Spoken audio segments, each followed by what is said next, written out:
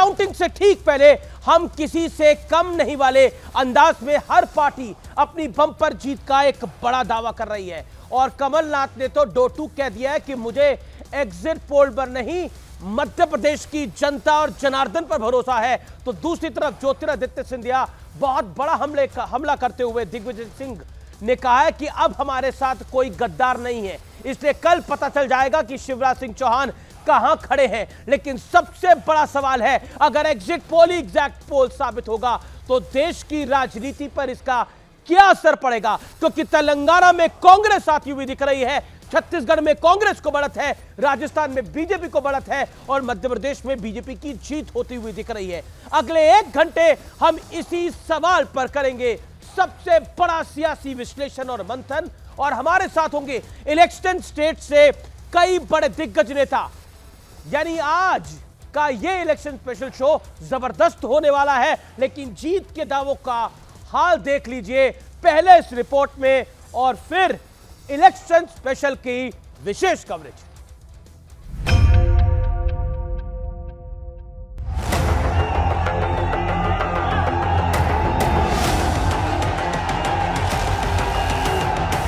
Bharatiya Janata party 50 से 52 seat कम से कम जीत की आ रही है। इसका मतलब है स्पष्ट बहुमत के साथ छत्तीसगढ़ में भारतीय जनता पार्टी सरकार बना रही है। मध्य प्रदेश में भारतीय जनता पार्टी की पूर्ण बहुमत की सरकार बनेगी। हम सब जीत के लिए तैयार हैं, हम सब एकजुट हैं।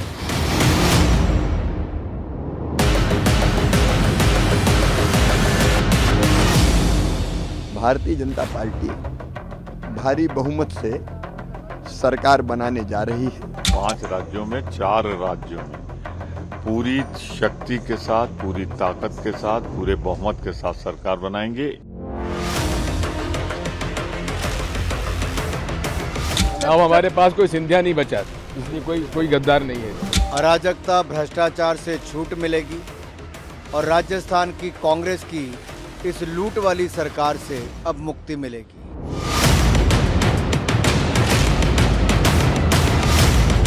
पूरे देश में कांग्रेस के प्रति एक विश्वास बढ़ा है। फिर से वही पुरानी पार्टी जिसने देश को बनाया उस पर भरोसा होने लगा। 135 सीट से ऊपर आकर कांग्रेस की सरकार है।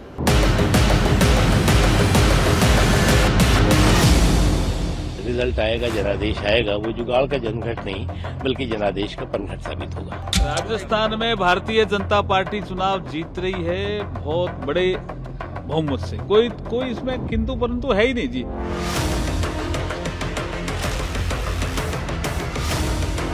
बीजेपी का ये पाप ज्यादा दिन चलने वाला नहीं है। बीजेपी निपटेगी, 5 साल इनका इलाज मैं करूंगा पूरे देश में। पूरी तरह से जनता ये चाहती थी कि भारतीय जनता पार्टी की सरकार आए, पूरी तरह से परेशान थी इस कांग्रेस के कुशासन से।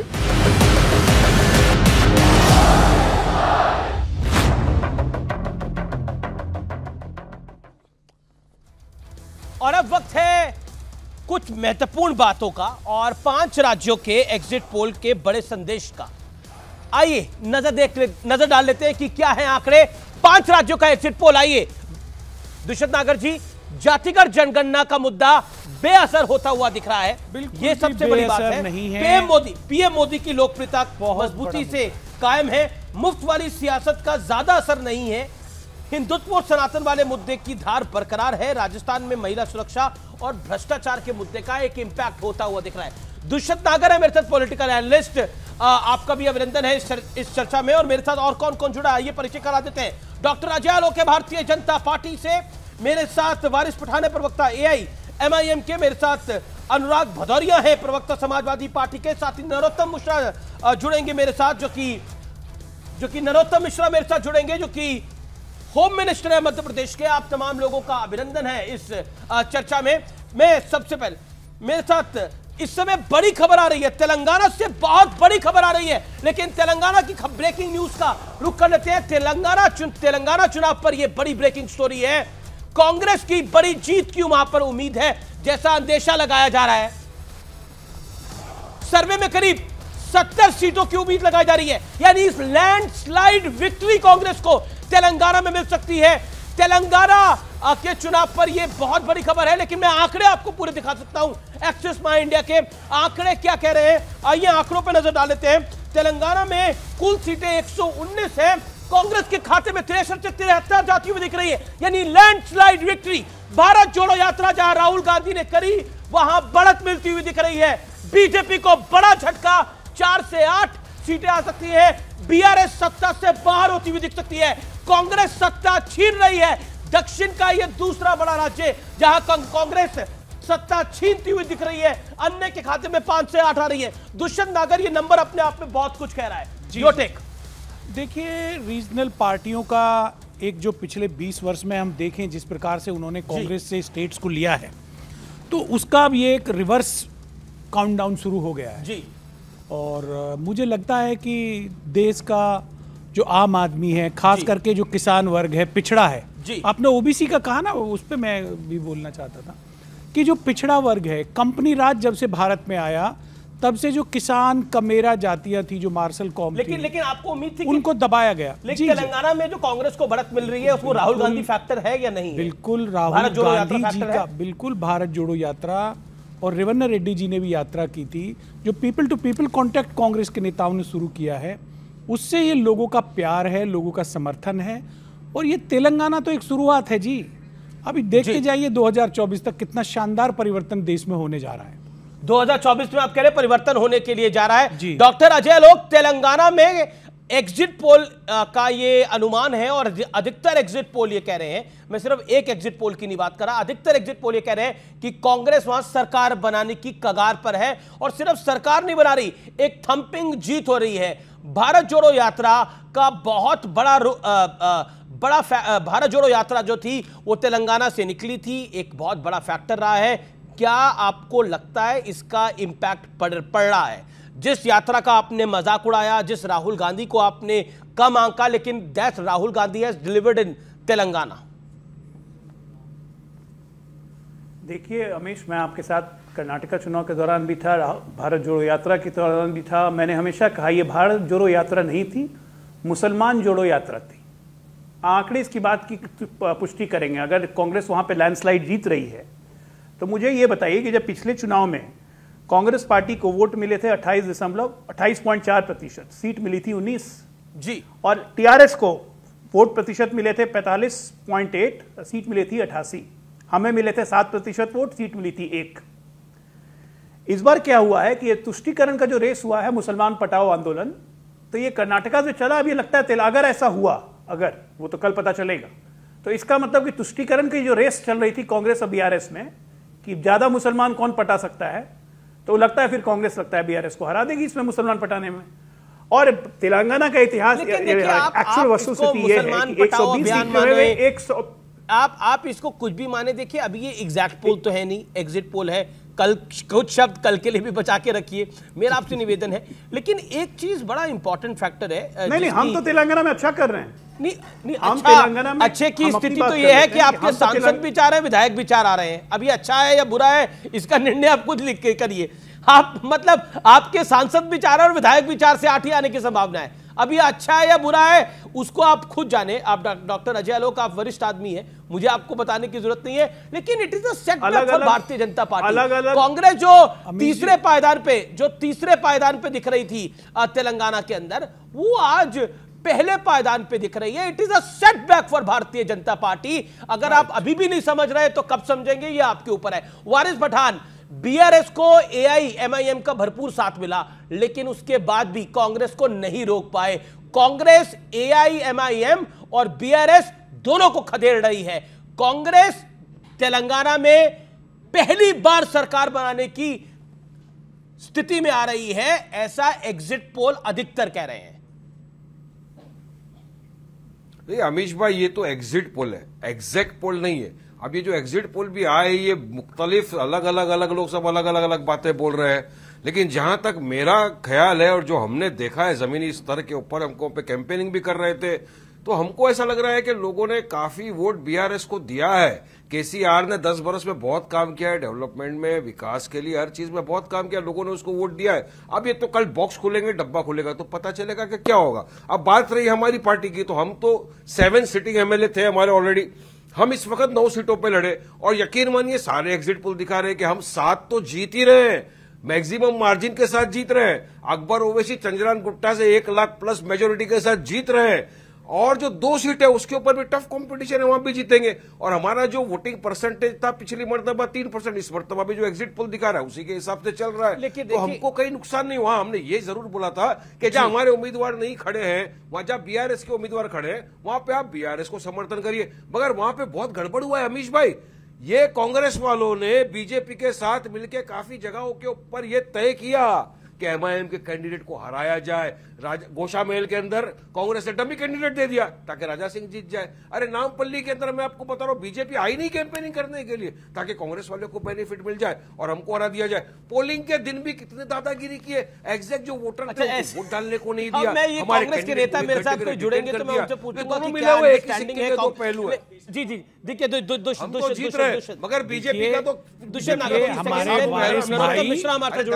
वारिस जी से मैं ये पूछना चाहता हूँ, आप यूपी में लड़े 94 सीट पे, आप बिहार में लड़े 70 सीट पे, जहां से आपकी पार्टी का जो गढ़ है, जो आपका राज्य, वहां आप 7 सीटों पे लड़ते हैं। आप तो पूरे देश में भारतीय 9 पे लड़ते हैं। लड़ने का आप एक बात बताइए, ये देश पूछना चाहता, आप नुमाइंदगी करना चाहते हैं, पूरी दुनिया में आप डंका पीटते हैं कि हम एक धर्म विशेष का, एक वर्ग विशेष के हम नुमाइंदे हैं, हमारे अलावा कोई और देखने वाला ही नहीं है, और उसके बाद आप अपने राज्य में पूरी सीटों पे चुनाव नहीं लड़ते। तो भैया आपकी अंडरस्टैंडिंग है, आप क्या कर रहे हैं ये देश जान चुका। और मैं आपको बताना चाहता हूँ वारिस भाई, आप बहुत अच्छे इंसान हैं, मेरे साथ मध्य प्रदेश के होम मिनिस्टर जुड़े हुए हैं, मैं रोकना चाहूंगा। नरोत्तम जी आपका अभिनंदन है, नरोत्तम जी आपका अभिनंदन है न्यूज 18 पर। और मेरा सवाल बहुत स्पष्ट है, तेलंगाना के एग्जिट पोल की हम चर्चा कर रहे थे, राहुल गांधी के बारे में आपने भी लाख बातें बोली, कांग्रेस को भी लाख आपने उधेड़ा, लेकिन तेलंगाना में कांग्रेस गाजे बाजे के साथ वापस आ रही है, एग्जिट पोल ये कह रहा है। और वही एग्जिट पोल कह रहा है जो मध्य प्रदेश में भारतीय जनता पार्टी की बाजे गाजे के साथ सरकार बनाती हुई दिख रहा है और आपकी भी जीत बता रहा है। लेकिन वही एग्जिट पोल तेलंगाना में कांग्रेस को लैंडस्लाइड विक्ट्री दिखा रहा है, दक्षिण का दूसरा राज्य कर्नाटक के बाद जहां कांग्रेस काबिज हो रही है। कांग्रेस पार्टी कह रही है कि राहुल गांधी का जादू सिर चढ़ के बोल रहा है, 24 में राहुल आ रहे हैं, इंतजार करिए बस। अब किसी का राहुल गांधी जी का जादू तो देवगन नरोत्तम जी चल ही नहीं सकता है, ये वहां की परिस्थिति है, ऑडियो नहीं आ रहा उनका जादू तो कहीं चलने का सवाल। जी बोलिए बोलिए नरोत्तम जी, अब आपको आवाज आ रही है, आपके पास आवाज अब आ रही है आवाज आई क्या? जी सर, मैं ये कह रहा हूं राहुल गांधी जी का जादू तो कहीं भी नहीं चल सकता है, वहां की परिस्थिति ऐसी हो सकती है कि लोग जो मौजूदा सरकार है उसे हटाना चाहते हो और विकल्प कोई तलाश रहे हो, तब कोई स्थिति बनेगी, अन्यथा बन ही नहीं सकती है कांग्रेस की कहीं भी स्थिति। कांग्रेस जहां भी हैगी वहां स्थिति कोई भी राहुल गांधी का जादू कहीं नहीं चलेगा, परिस्थिति जन्य हो सकता है।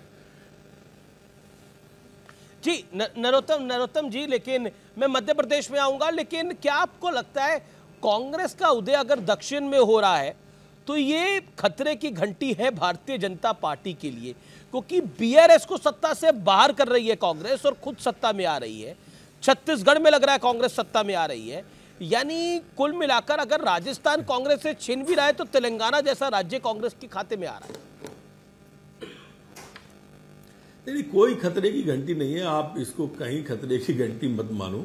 न तो कर्नाटक में कोई दिक्कत आने वाली है, न तेलंगाना में आने वाली है। यहाँ पर अगले चुनाव जब भी होंगे लोकसभा के, भारतीय जनता पार्टी प्रचंड जीत के साथ लोकसभा में आने वाली है, खतरे की घंटी बिल्कुल नहीं है। ये परिस्थिति जन्य हो गए थे दोनों राज्य जी, इसलिए ये आ गए थे, नहीं आने वाले हैं मुझे नहीं लगता है, क्योंकि वहां पर जिस तरह से ओवैसी जी ने अप्रत्यक्ष रूप से जो मुझे लगता है समझौता कांग्रेस से हुआ है वो परिस्थिति जन्य, क्योंकि उन्होंने अच्छा ओवैसी की पार्टी कह रही है कि बीजेपी का समझौता कांग्रेस से हुआ है, बीजेपी कह रही है कि ओवैसी का समझौता कांग्रेस से हुआ है, लेकिन कांग्रेस जीत रही है, समझौता किसी से हुआ नहीं हुआ हो। हम तर्क दे रहे हैं जी। उसके साथ हमारे तर्क थे ना, अभी आपने भी सुने होंगे कि जो पार्टी उत्तर प्रदेश में 70 सीटों पर लड़े, बिहार में 60 सीटों पर लड़े, वो जो उसका खुद का प्रदेश है वहां 9 सीटों पर ही लड़ी है कुल। ये क्या बताता है? ये स्पष्ट रूप से जो प्रमाण सामने है उसके लिए चर्चा की आवश्यकता क्या है? ऐसा भी संभव है क्या कि वो अपने प्रदेश में ही नहीं लड़े चुनाव, सिर्फ 9 सीटों पर ही लड़े? चलिए मध्य प्रदेश एक वजह है बड़ी। नरोत्तम जी मध्य प्रदेश में आ जाते हैं। मध्य प्रदेश में दिग्विजय सिंह ने बोला है कि पता लग जाएगा कल शिवराज सिंह कितने पानी में है, क्योंकि अब हमारे पास कोई गद्दार नहीं है। यानी उनका इशारा ज्योतिरादित्य सिंधिया की तरफ है। क्या आपको लगता है कि पानी सर से ऊपर है भारतीय जनता पार्टी के, या पानी का लेवल वही है जो जीत का स्तर है? नहीं, जीत 100% भारतीय जनता पार्टी जीत रही है। और ये दिग्विजय सिंह जी की कल आपको आवाज दूसरी जो सुनाई देगी वो ईवीएम की गड़बड़ी की सुनाई देगी। अभी एग्जैक्ट पोल वो गलत मान रहे हैं, कल वो ईवीएम को गलत मानेंगे। आप देख लेना, ये दिग्विजय सिंह वही दिग्विजय सिंह है जो ये कहते थे कि मैं जहां जाता हूं वहां वोट कट जाते हैं कांग्रेस के। इस बार तो बहुत जगह गए हैं ये, और आप देख लें सुपड़ा साफ ही होने वाला है कांग्रेस का। मैं अतिशयोक्ति नहीं, मैं पहले दिन से आपसे ये बात कह रहा हूं। आप पहला मेरा बयान अपने न्यूज 18 का निकालेंगे, तब भी मैंने यही कहा था चुनाव के पहले 125 से 150 सीटें हम जीतेंगे। फिर मैं कह रहा हूं यही बात को। देखिए, यहाँ माननीय प्रधानमंत्री जी का आभा मंडल है हमारे साथ में, केंद्र सरकार के विकास कार्य। अच्छा नरोत्तम अमित शाह जी ने आके जब ये आपने एक बात बोली, अमित शाह जी ने आके जब से कमान संभाली उसका एक इम्पैक्ट हुआ, लेकिन जीत प्रधानमंत्री मोदी के चेहरे पर हो रही है या शिवराज जी के चेहरे पर हो रही है? ये हम दोनों चेहरे पे होगी, क्यों नहीं होगी? जब दोनों के विकास कार्य हैं तो आप उसको बांटना क्यों चाहते हैं? सामूहिक नेतृत्व भारतीय जनता पार्टी का, आप अलग अलग पूछ के उसको मैं नहीं बांट रहा। की तरफ ले जाना। कैलाश विजयवर्गीय ने बोल दिया कि मुख्यमंत्री का फैसला, कैलाश विजयवर्गीय ने बोल दिया कि मुख्यमंत्री का फैसला तो हाईकमान करेगा, पार्लियामेंट्री बोर्ड करेगा। इसमें कौन सी गलत बात बोल दी उन्होंने? ऐसा भी हुआ है कभी कि मुख्यमंत्री का फैसला हाईकमान ने नहीं किया हो? कभी किसी राजनीतिक दल के इतिहास में ऐसा कभी नहीं होता है, ना इस बार भी होने वाला है। तो शिवराज जी दोबारा मुख्यमंत्री बन रहे हैं आपके अनुसार? साथ जा रहा हूं, मैंने कहा ना, जो कैलाश जी ने कहा मैं उनके साथ जा रहा हूं। और इसलिए आप ये तय मान के चलिए, शिवराज सिंह जी के भी काम है, उनके विकास कार्य हैं।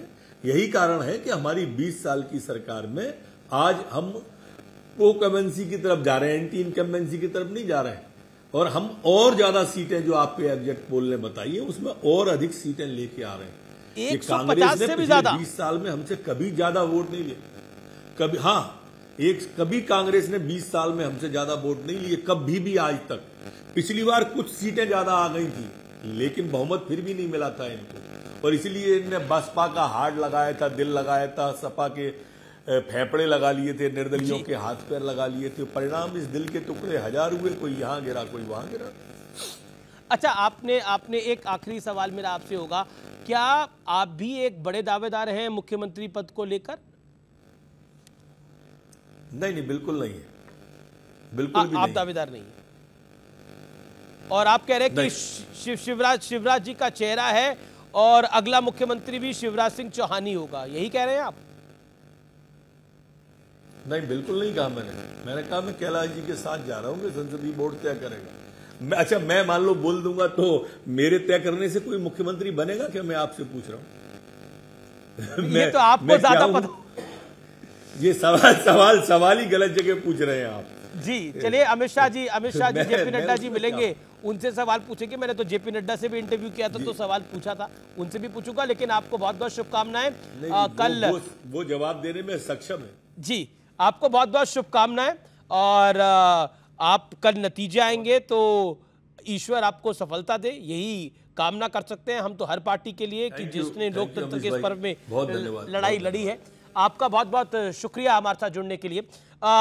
नरोत्तम मिश्रा थे और दुष्यंत नागर, आप तो मुस्कुरा रहे थे जब नरोत्तम मिश्रा। मैं इसलिए मुस्कुरा रहा था कि देखिए, इतनी दिखा रहे हैं अभी से उत्सुकता, जीत के प्रति आश्वस्त हैं। जब रैलियां हो रही थी तो उनको हम भी देख रहे थे, कांग्रेस की रैलियां भी देख रहे थे, भारतीय जनता पार्टी की रैलियां भी देख रहे थे।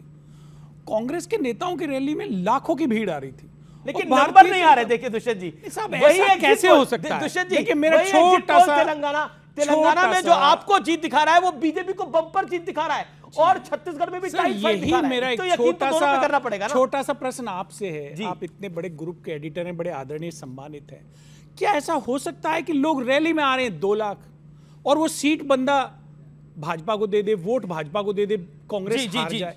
संभव नहीं है।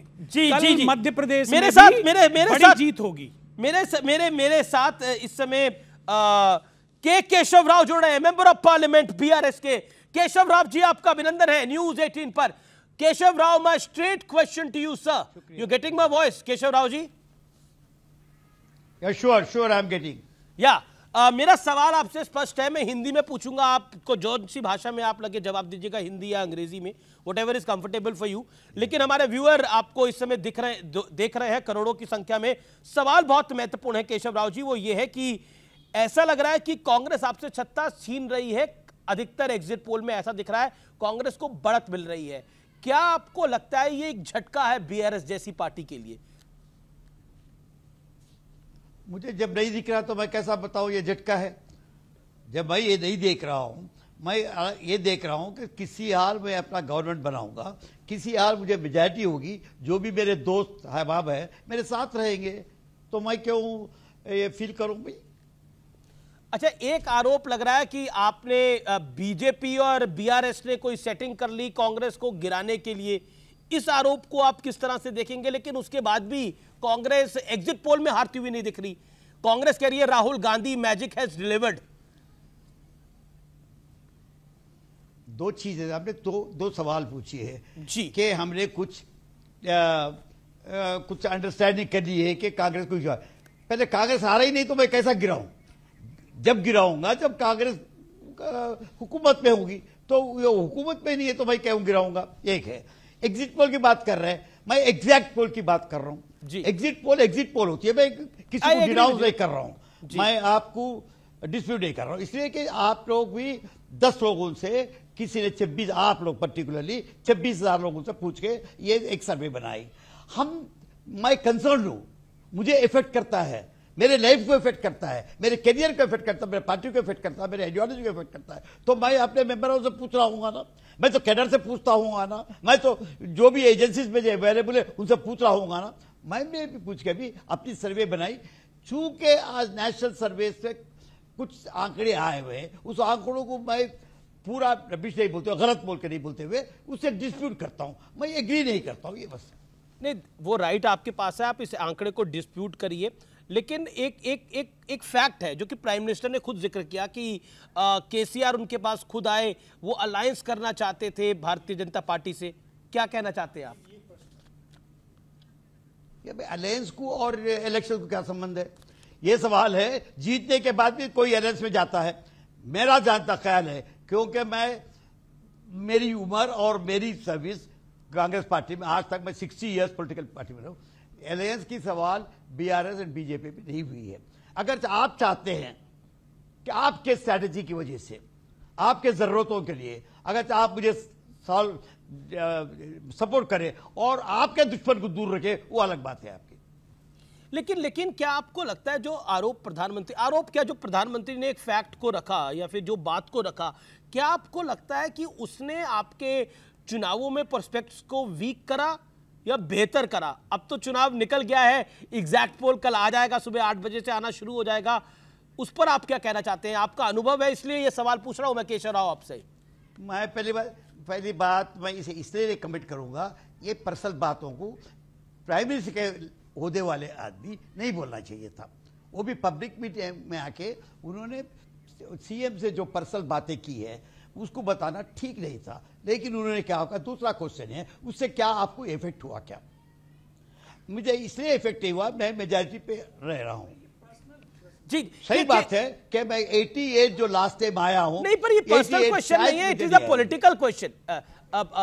Keshav Rao ji, I have huge respect for you, but this is a political question, it is not a personal question. ये पब्लिक रैली में जब बोला गया तो ये पर्सनल बात कैसे रह गई? अब प्राइम मिनिस्टर ऑफ इंडिया अगर ये बात को कह रहे हैं, देश का प्रधानमंत्री कह रहा है, तो ये सवाल पूछना तो लेजिटिमेट है। क्या बात हुई थी कि नहीं हुई थी? क्या केसीआर बीजेपी के साथ जाने वाले थे, बीजेपी ने मना कर दिया? क्वेश्चन नहीं, वो तो मैं चूंकि आज मैं समझता हूं पार्टी में नंबर 2 का हूं, मैं कांग्रेस का पीसीसी प्रेसिडेंट रह चुका, कांग्रेस प्रेसिडेंट रह चुका हूं, सीडब्ल्यूसी मेंबर रह चुका हूं, सो मैं बताता हूं ये शायद ठीक नहीं है, लेकिन मैं पॉलिटिकल डिस्कशन हो सकती है, डिस्कोर्स हो सकती है, डिस्कशन हो सकती है, लेकिन उसको पब्लिक फोड़े नहीं करते। बहुत से पॉलिटिकल इश्यूज मैं अपने दूसरे भाइयों से बात करता हूं, आपके पास अब MIM बैठे हुए, हम बहुत बात करते हैं, हम बात रोड पे नहीं बोलते हैं, हम ये बोलते हैं कि दोस्त है।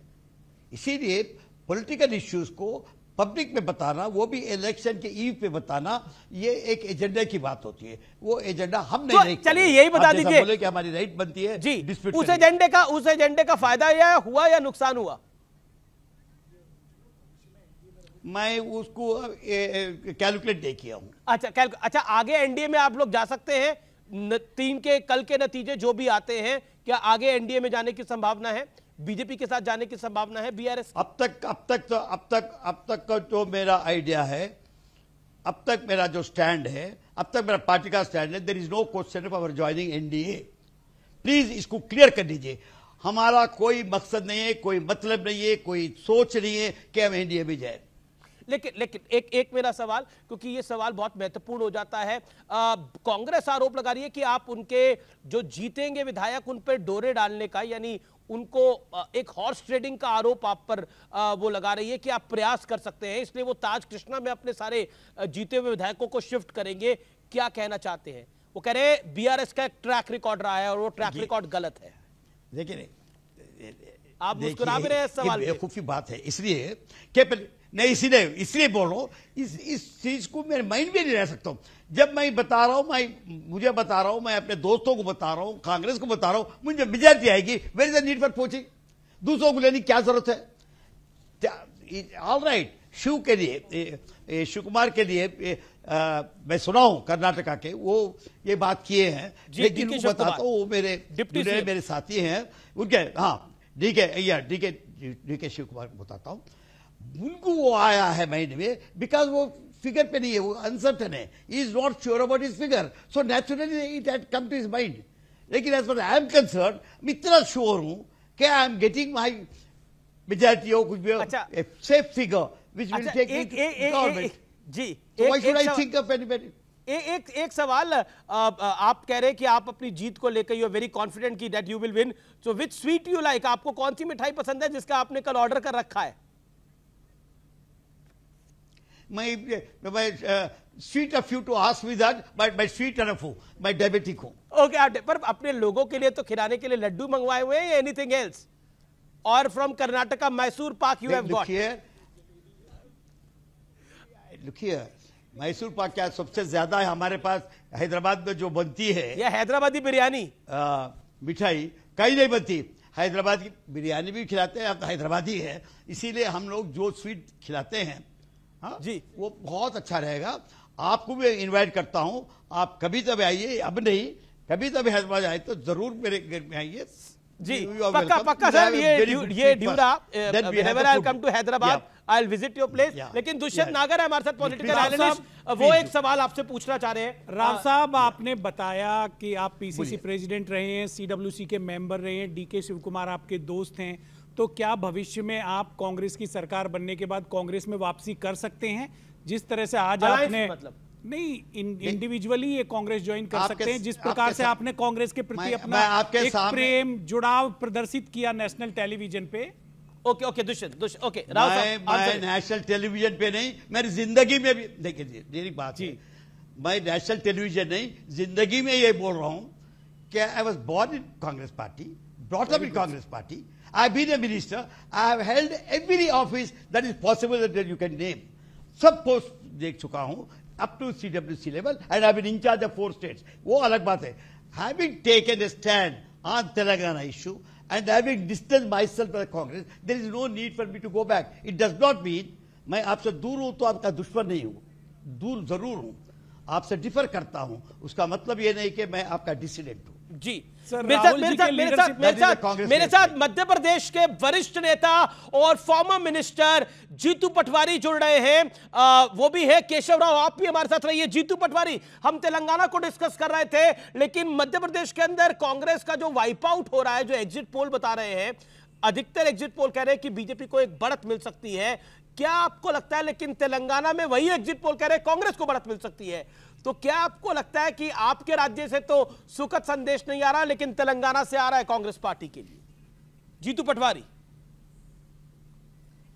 नहीं अमीश, मध्य प्रदेश को लेके जो एग्जैक्ट पोल हुए हैं, मैं मानता हूं उस बात को, उनकी रिस्पेक्ट है, पर यहाँ 100% में जब परसों आपसे बात कर रहा था तब भी मैंने अपनी लाइन दी थी कि 135 सीट से ऊपर आकर कांग्रेस पार्टी की सरकार बनेगी जी। और ये कहा था, ये मेरा वीडियो आप संभाल के रखना, 3 तारीख को चलाना संभाल के फिर रखा हुआ से।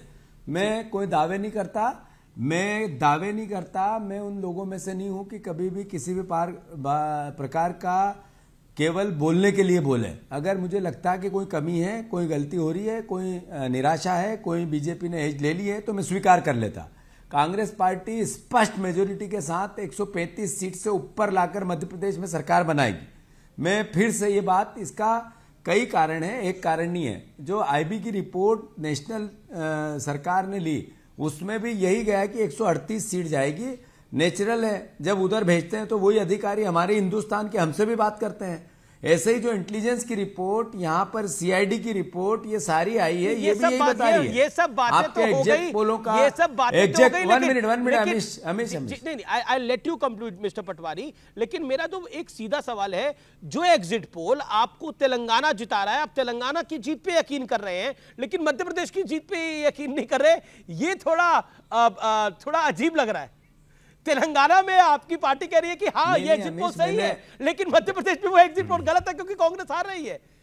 इसलिए आप एक तरफ की तो मिठाई खाना चाह रहे हैं, दूसरी तरफ की मिठाई बीजेपी को नहीं देना चाह रहे, आप बीआरएस से मिठाई लेना चाह रहे हैं। मैं आपसे अनुरोध ये कर रहा हूं, जी मैं अमीश अनुरोध ये कर रहा था आपसे, मैंने उन एग्जैक्ट पोलों की रिस्पेक्ट की, मैं उनको कोई क्रिटिसाइज नहीं करना चाह रहा है, पर 3 तारीख के दिन मेरा वीडियो संभाल के आपने रखा है, मैं फिर बात करूंगा। मैं आपसे अनुरोध ये कर रहा हूं कि तेलंगाना की वस्तु स्थिति में यहां से नहीं बता सकता। मैं मध्य प्रदेश के चुनाव में खुद लड़ रहा था और यहां लड़ा रहा था, तो वहां की स्थिति मुझे भारत जोड़ो यात्रा से ही पता चल गई थी कि कांग्रेस की और आशा भरी निगाह से तेलंगाना की जनता देख रही है जी। पूरे देश में माहौल में परिवर्तन है। ये इंपॉर्टेंट फैक्टर आपने बोला। मैं बीआरएस एमपी के पास भी जाना चाहता हूं इस विषय को लेकर। क्या आपको लगता है भारत जोड़ो यात्रा, राव साहब मैं आ रहा हूं, मैं एक सेकंड, मेरे साथ बीआरएस के मेंबर ऑफ पार्लियामेंट और पार्टी में नंबर 2 जो है बीआरएस के अंदर केशव राव साहब है।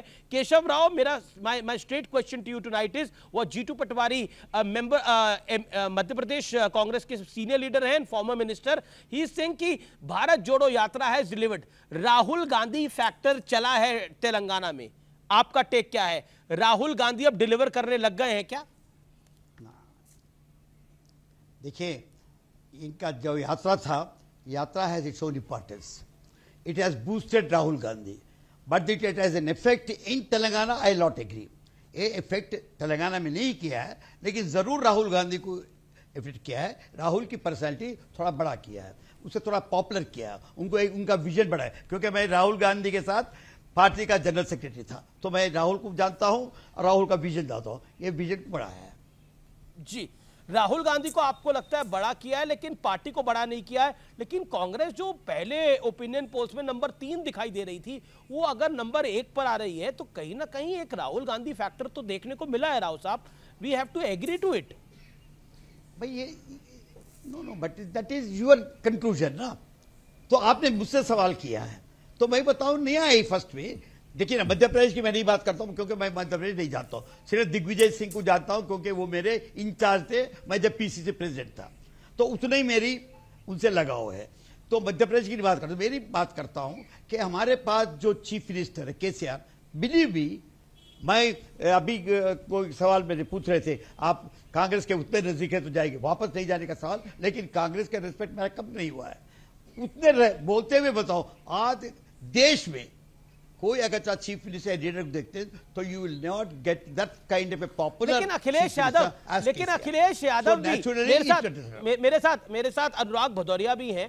अखिलेश यादव ने भी सपोर्ट करा वहां जाके केसीआर को, लेकिन इंपैक्ट नहीं देखने को मिल रहा तेलंगाना में उसका। Anurag, you want to say something? Telangana BRS के हाथ से निकल रहा है, कांग्रेस के हाथ में जाता हुआ दिख रहा है, एग्जिट पोल ये कह रहे हैं। देखिए, जनता सबसे बड़ी हमारे देश के अंदर में लोकतंत्र में जनता तय करती है, ना एग्जिट पोल तय करता है, ना कोई और दूसरी चीज़ें तय करती हैं। एक बात। दूसरी बात, जहाँ तक कि चुनाव का है, ये सच है कि पूरे हिंदुस्तान के अंदर में भारतीय जनता पार्टी हार रही है 5 राज्यों में, ये तो आप भी मानेंगे। अब वो बात सही है कि कौन जीत रहा है कौन हार रहा है। बीजेपी इस बात से परेशान है कि जो जीत रहे हैं वो उनके आपस में कैसे लड़ाया जाए, उनके आपस में कैसे डिस्प्यूट पैदा किए जाएं।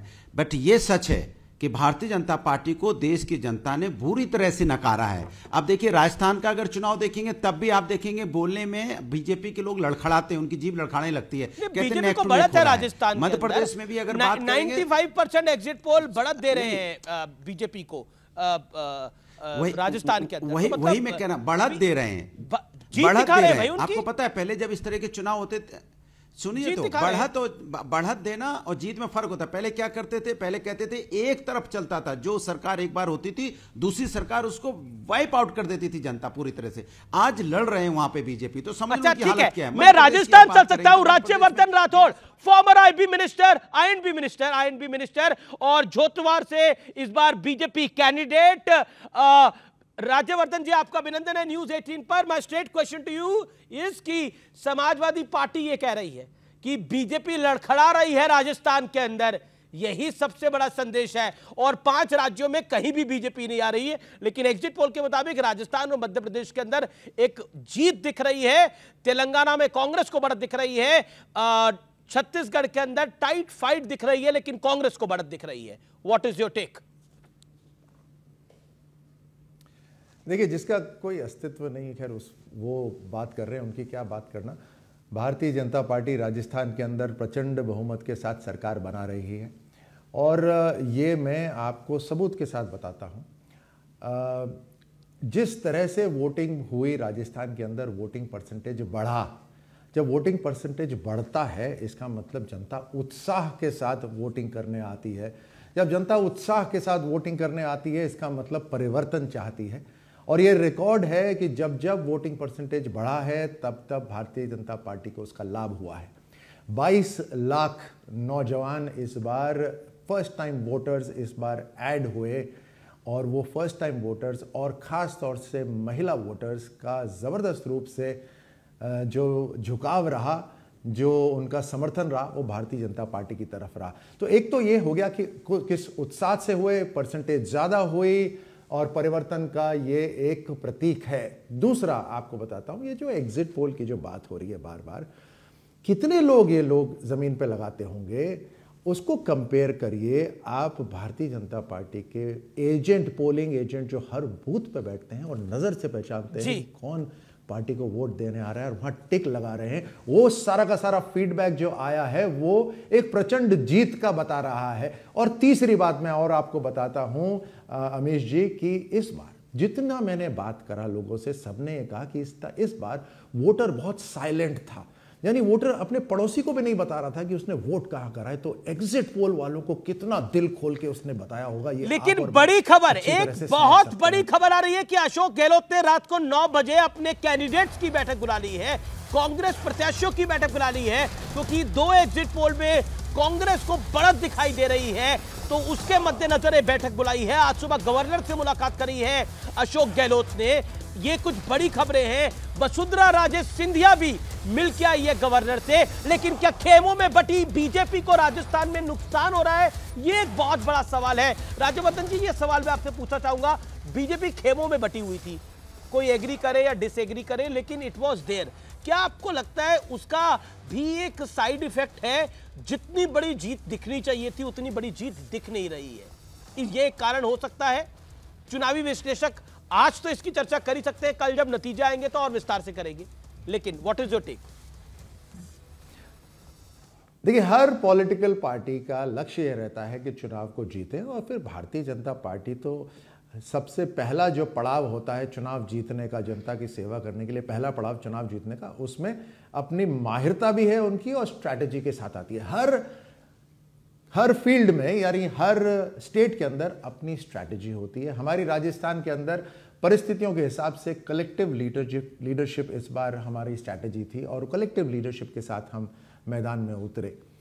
अब बात जो आप कर रहे हैं नोक झोंक की, खींचतान की, तो आप ये सोचिए कि एक तरफ कंपैरेटिव होता है हर चीज, तो एक तरफ कांग्रेस को आप देखिए जो 5 साल सत्ता होने के बावजूद राज नहीं कर पाए, राज यानी सुशासन नहीं कर पाए, केवल अपनी कुर्सी को बचा के रखने की रही। वो खींचतान तो जबरदस्त थी ना। और सुनते आ रहे थे कि इस बार वो फ्रेश लोगों को लाना चाहते हैं, टिकट बड़े पैमाने पे काटना चाहते हैं। किसका काट पाए टिकट? वो काट ही नहीं सकते थे, हिम्मत ही नहीं थी उनके अंदर। तो एंटी इनकम्बेंसी जो जनता की थी। ये आपका बड़ा इंपॉर्टेंट पॉइंट है कि चलिए गुटबाजी बीजेपी में अगर थी भी तो अंदर खाने थी, बाहर सड़कों पे नहीं दिखी, लेकिन कांग्रेस की गुटबाजी सड़कों पे दिख रही है कई राज्यों के अंदर। जीतू पटवारी, क्या आपको लगता है कि राजस्थान में गहलोत वर्सेस पायलट 5 साल चला?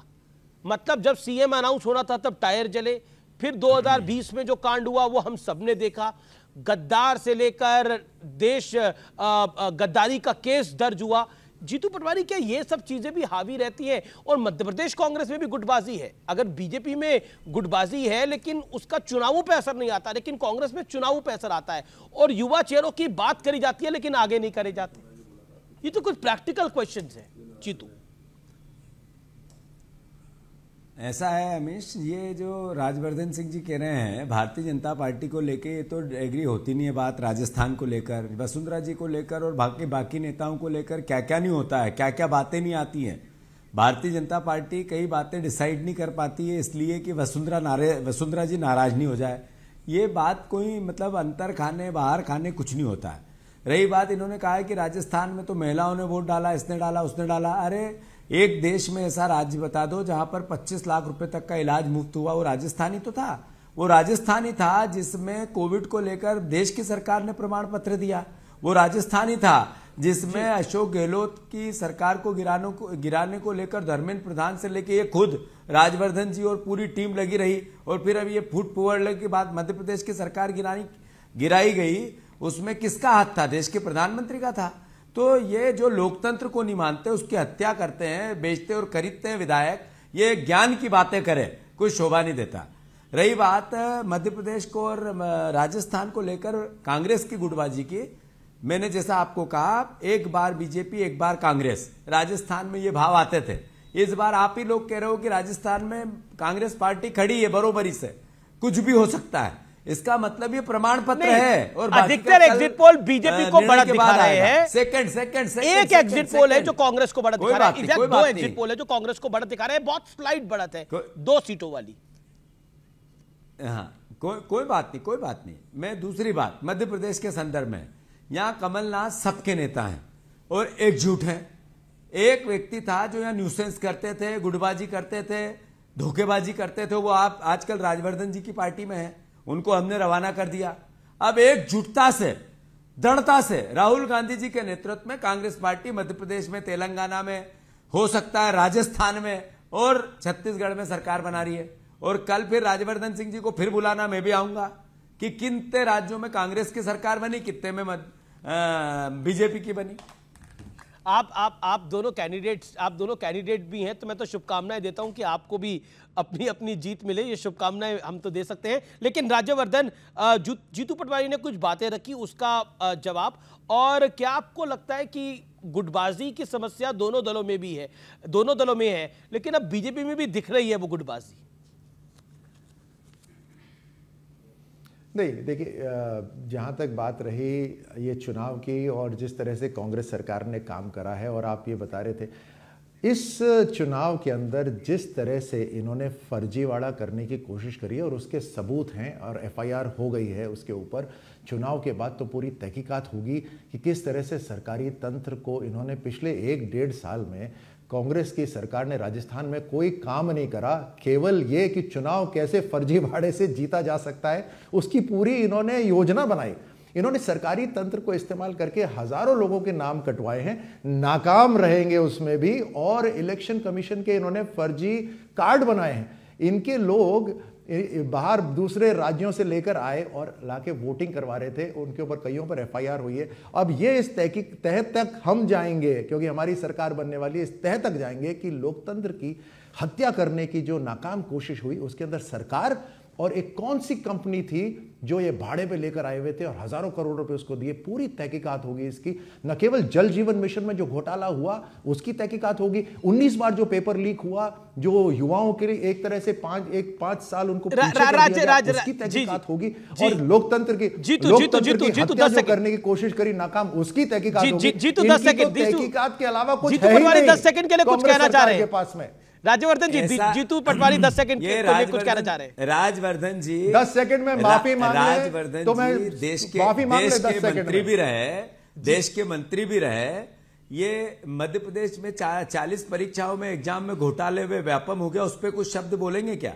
कुछ शब्द बोलेंगे कि मध्य प्रदेश में जो कलंकित हुआ, 6 किसानों की हत्या कर दी, उस पर कुछ शब्द बोलेंगे क्या? क्या बोलेंगे मध्य प्रदेश में जिस तरीके से अभी रिसेंट एक ठीक है 10 second okay Rajvardhan 10 second Rajvardhan 10 second बातें करना मध्य प्रदेश के अंदर मुझे बोलने दीजिए ना। मध्य प्रदेश के अंदर सीबीआई को जांच करने की पूरी अनुमति थी। राजस्थान सरकार ने सीबीआई को क्यों रोका? अगर इतनी स्पार्क साफ अरे आप दोनों को मेरी शुभकामनाएं। राज्यवर्धन बीजेपी के कैंडिडेट है, जो जीतू पटवारी कांग्रेस के कैंडिडेट है। आप दोनों को मेरी शुभकामनाएं और लोकतंत्र के पर्व की शुभकामनाएं आप सबको। डिप्टी सीएम छत्तीसगढ़ जुड़ रहे हैं, स्वागत है आपका टीएस सिंहदेव जी। सवाल बहुत सीधा है, एग्जिट पोल के आंकड़े आ रहे हैं, क्षमा करेंगे जी, एग्जिट पोल के आंकड़े आ रहे हैं, कांग्रेस को बढ़त दिखाई दे रही है, लेकिन बीजेपी भी बिल्कुल पीछे नहीं है। ऐसा लग रहा है कि टक्कर कांटे की भी हो सकती है, लेकिन बढ़त जरूर कांग्रेस को है। संतोष है इस बात का, और मुझे अभी भी विश्वास है कि कांग्रेस 60 के आसपास आएगी। लेकिन क्या आपको लगता है कि इस बार कांग्रेस, क्योंकि दमखम के साथ तो हर पार्टी लड़ती है, लेकिन कांग्रेस क्या एक बिखराव के साथ लड़ रही थी, उसका एक इंपैक्ट पड़ता हुआ दिख रहा है, या फिर आप गेज नहीं कर पाए? क्योंकि ऐसा लग रहा है आदिवासी बेल्ट में बीजेपी बहुत अच्छा कर रही है। आदिवासी बेल्ट में बीजेपी जो पिछली बार बहुत खराब प्रदर्शन किया था, वहां बहुत बेहतर कर रही है, और शहरों में बीजेपी अच्छा कर रही है। अभी समय आएगा तो देखिए, उसका अंदाज लग जाएगा। ट्राइबल बेल्ट में कांग्रेस उतना पीछे आपको नहीं दिखेगी, आगे दिखेगी। दोनों संभाग, सरगुजा और बस्तर संभाग में आधे से ज्यादा सीटें कांग्रेस को ही मिलेंगी। जी टीएस सिंहदेव जी, मेरा एक सवाल आपसे और होगा कि महादेव ऐप को लेकर जो आरोप लगे और जो भ्रष्टाचार का मुद्दा उठाया और जो डायरेक्टली सीएम पे इल्जाम भारतीय जनता पार्टी ने लगाए, प्रधानमंत्री नरेंद्र मोदी ने लगाए, गृह मंत्री अमित शाह ने लगाए, क्या आपको लगता है भ्रष्टाचार का मुद्दा भी हावी रहा है? इस वजह से कांग्रेस का नंबर जो है वो टाइट दिखाई दे रहा है छत्तीसगढ़ में खासतौर पर। ये गंदे स्तर की राजनीति, मुझे नहीं लगता इसका असर पड़ेगा, और इतना ईडी हो गया है कि उसका कुछ असर नहीं पड़ता, प्रभाव नहीं पड़ता।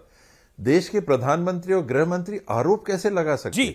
उनके पास तो सारी जानकारियां रहती हैं, वो तो कार्रवाई करने वाले लोग हैं। हम छत्तीसगढ़ कॉन्क्लेव करने के लिए छत्तीसगढ़ आए थे, रायपुर आए थे, तब आपसे मुलाकात हुई थी और आपने स्पष्ट रूप से कहा था कि कांग्रेस की हर हाल में सरकार बनेगी। आप यकीन रखिए, इतना बड़ा मैंडेट मिलेगा कि सब याद रखेंगे। लेकिन क्या आपको लगता है, एक जो पॉलिटिकल पंडित फैक्टर बता रहे हैं कि आपको दरकिनार करना भी महंगा पड़ा है कहीं ना कहीं छत्तीसगढ़ प्रदेश के अंदर, अगर हम पॉलिटिकल इक्वेशन की बात करें तो? उसमें कई फैक्टर्स रहते हैं। मेरे को दरकिनार करना इशू मेरे ख्याल से बिल्कुल चुनाव का नहीं था, और नहीं, सरगुजा वाली बेल्ट में तो था। गवर्नमेंट में रहते हुए ये डिसाइड नहीं, जानकार मेरे संबंध तो सभी जगह है छत्तीसगढ़ में, सरगुजा में भी है, सब जगह भी है, लोग साथ जुड़े हुए सभी जगह हैं। लेकिन सबको ये बता के और समझा के हमेशा हम लोग चलते हैं कि देखिए, एक पार्टी के हम लोग एक परिवार के सदस्य हैं।